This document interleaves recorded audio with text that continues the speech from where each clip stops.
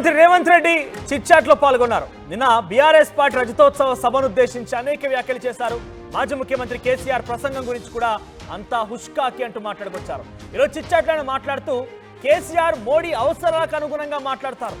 వరంగల్ సభలో కేసీఆర్ ఆయనకున్నటువంటి అక్కసు మొత్తం వెలగెక్కాడు అంటున్నారు రేవంత్ రెడ్డి. పిల్లగాళ్లను అసెంబ్లీకి ఎందుకు పంపిస్తున్నాడు అన్నాడు కేసీఆర్ అంటూ కూడా ఆయన క్వశ్చన్ చేశారు. అంటే నిన్న సభలో కేసీఆర్ మాట్లాడుతూ అసెంబ్లీకి పదే రామన్నని పిలుస్తున్నారు, నేను రాకపోవడం గల కారణం ఏంటంటే పిల్లగాళ్ళని పంపిస్తేనే కాంగ్రెస్ ప్రభుత్వం సమాధానం చెప్పలేకపోతుంది, నేను మీకు అవసరమా ఇంకా అంటూ కూడా ఆయన వ్యాఖ్యానించారు. ఈ నేపథ్యంలోనే రేవంత్ రెడ్డి ఆ వ్యాఖ్యలకు సమాధానంగా ఈరోజు చిట్చాట్లో పిల్లగాళ్ళని అసెంబ్లీకి ఎందుకు పంపిస్తున్నావు కేసీఆర్ అంటూ క్వశ్చన్ చేశాడు. ఇక కేసీఆర్ స్పీచ్లో పెద్దగా పసలేదన్నారు రేవంత్ రెడ్డి. నేను సీఎం అయిన రెండో రోజే కేసీఆర్కి గుండె పగిలిపోయినంత పని అయిపోయింది, నేను సీఎం కాలేను, ఆయనకి ఎప్పటికీ పోటీ రాలేనని చెప్పి ఆయన అహంకారపూరితంగా వెళ్ళారు.